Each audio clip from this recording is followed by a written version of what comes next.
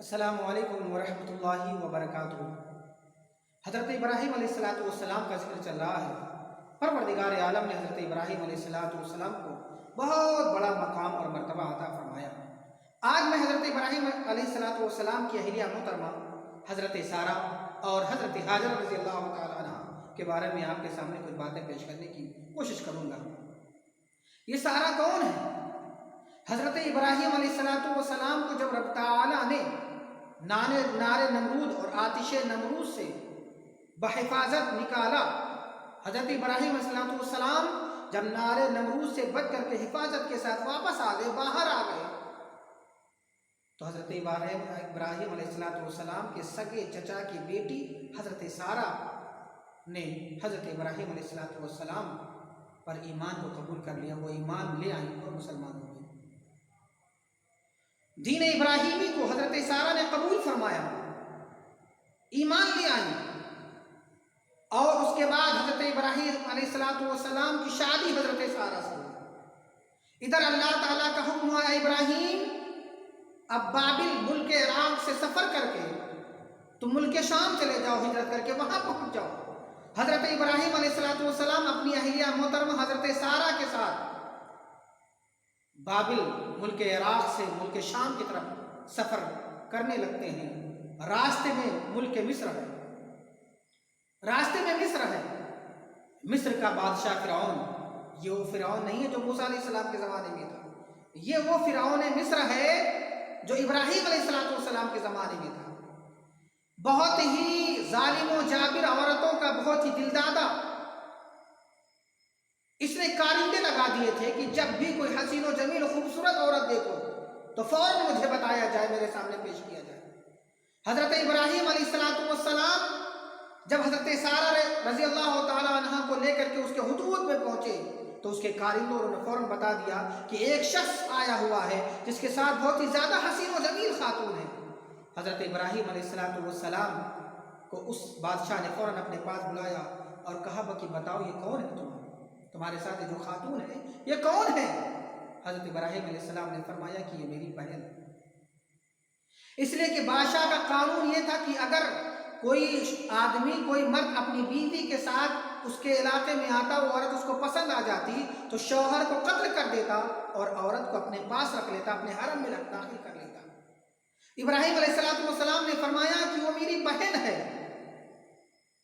اب اس کے بعد جب حضرت ابراہیم علیہ السلام باہر آئے اور اس بادشاہ نے حضرت سارہ کو اندر بلایا تو حضرت سارہ کو اندر جانے سے پہلے حضرت ابراہیم نے فرمایا کہ اے سارہ، میں نے بادشاہ کے سامنے تجھے اپنی بہن کہا ہے، اس لیے کہ میرے اور تیرے سوا کوئی بھی اپنے رب کی عبادت کرنے والا نہیں ہے۔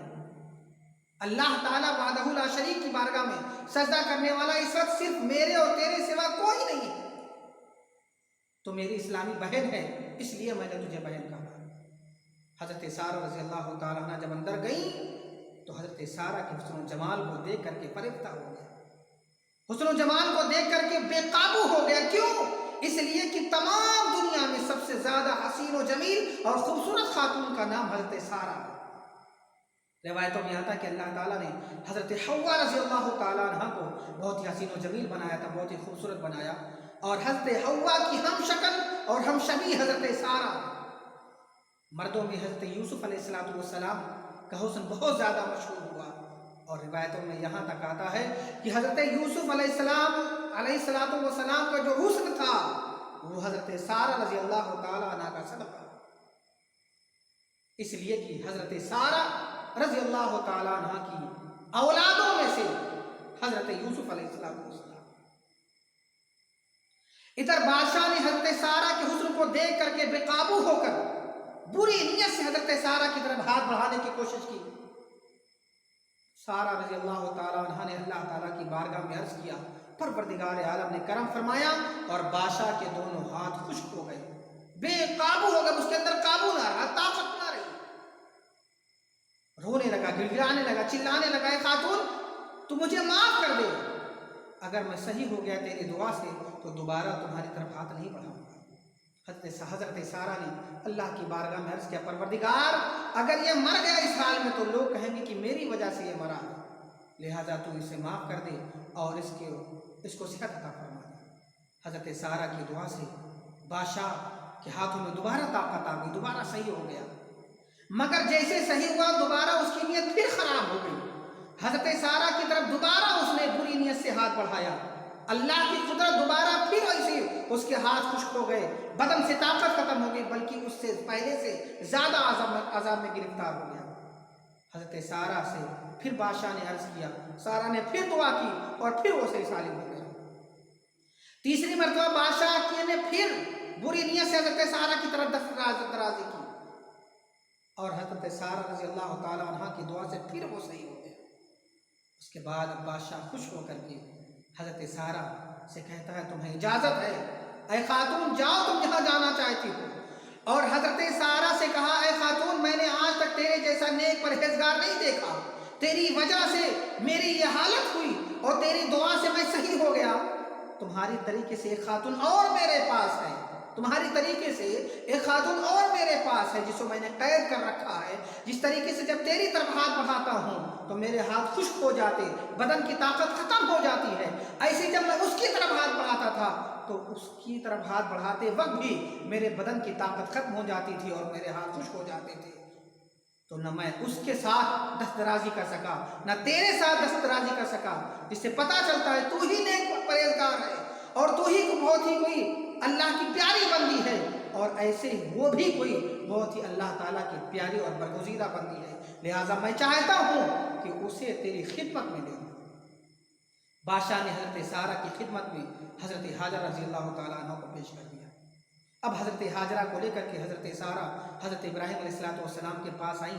حضرت ابراہیم علیہ السلام کے پاس جیسے آئیں کچھ بتانا چاہتی تھی کہ بادشاہ کے سامنے کیا معاملہ پیش آیا، کیسے واقعات ہوئے، کیسے اس نے میرے طرف بد ارادہ کر کے ہاتھ بڑھایا اور کیسے میرے رب نے میری مدد کی۔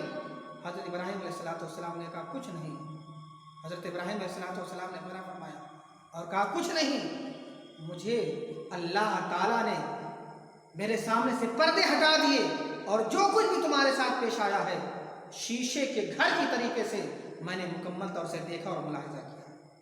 حضرت ابراہیم علیہ السلام کی بارگاہ میں حضرت سارہ کو لے کر کے حضرت سارہ حضرت حاجرہ کو لے کر کے آئی۔